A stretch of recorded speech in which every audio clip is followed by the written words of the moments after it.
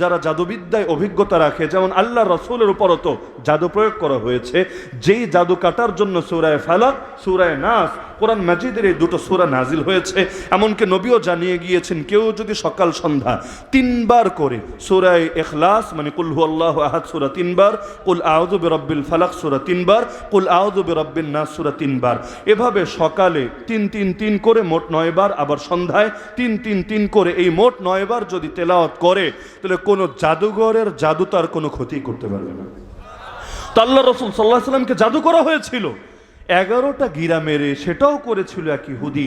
আল্লাহ রসুলকে বিষ খাওয়ানো হয়েছিল, সেই বিষটাও খাইয়েছিল এক ইহুদি। আজ আল্লাহ রসুলকে গুপ্ত হত্যা ষড়যন্ত্র হয়েছিল, সেই কাজটাও করেছিল ইহুদি।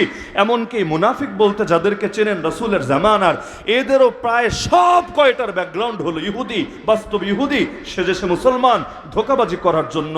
এমনকি পরবর্তী জামানায় আব্দুল্লাহ বিন সাবার যে ফিতনা তৈরি হয়েছে, যাদের শিকার হয়ে কোরআন তেলাওয়াতরত অবস্থায় ওসমান রাদিয়াল্লাহু আনহুকে শহীদ হতে হয়েছে, বাস্তবে এদের ব্যাকগ্রাউন্ড হলো ইহুদি। আজও যারা পৃথিবীর বুকে ইসলাম আর মুসলিম উম্মার জন্য সবচাইতে বড় চ্যালেঞ্জ হয়ে দাঁড়িয়েছে, আমাদের প্রথম কিবলাটা পর্যন্ত দখল করে রেখেছে, আমাদের মা বোনদের ইজ্জতকে কেড়ে নিচ্ছে, এমনকি হাজার হাজার না লক্ষ লক্ষ শিশু যাদের উগ্রতার জঙ্গিবাদের শিকার হয়েছে, তাদের নামও আর ভিন্ন কিছু না, তাদের নামও ইহুদি। যার কারণে প্রতিদিন প্রতি রাকাত নামাজের মধ্যে মুসলমান লানত দেয়, বদদুয়া দেয় এই ইহুদি জাতির বিপক্ষে। গায়রিল মাগদুবি আলাইহিম এর অর্থ কি আপনি নিজে রিসার্চ করে দেখেন না। গায়রিল মাগদুবি আলাইহিম, এই যে মাগজুব আলাইহিম অর্থ কি? গজব শব্দের সাথে তো আপনারা পরিচিত। তো গজব যার উপর গিয়ে পড়ে তারই আরবিতে মাগদুব আলাইহিম বলে।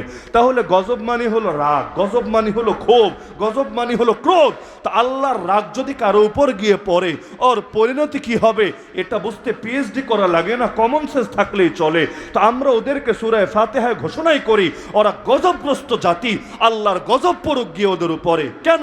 কারণ ব্যাখ্যা আল্লাহ নিজেই দিয়েছেন। হে নবী, আমি তোমাকে কসম করে বলছি, লামে কসমের সাথে, লা তাজিদান্না আশাদ্দান নাসি আদাওয়া লিল্লাযীনা আমানুল ইয়াহুদ ওয়াল্লাযীনা আশরাকু। হে নবী, তুমি দেখবা, অবশ্যই তুমি দেখবা, মুসলমানদের প্রতি সবচাইতে বেশি শত্রুতা রাখে 2 দল, 2 গোষ্ঠী। 1 নম্বর দলের নাম ইহুদি। আমি বলছি না, আমার কোনো হুজুর বলছে না, বলছেন স্বয়ং আল্লাহ। আর কোরআনের আয়াত যখন, তখন এটা সহিহ না জয়ীফ, এটা মুতাওয়াতির না হাসান, এই প্রশ্নগুলো করার সুযোগ থাকবে না। তা আল্লাহই বলে দিচ্ছেন যে হে নবী দেখবেন, মুসলমানদের প্রতি সবচাইতে বেশি শত্রুতা রাখে ইহুদিরা, 2 নম্বরে সবচাইতে বেশি শত্রুতা রাখে মুশরিকের দলেরা।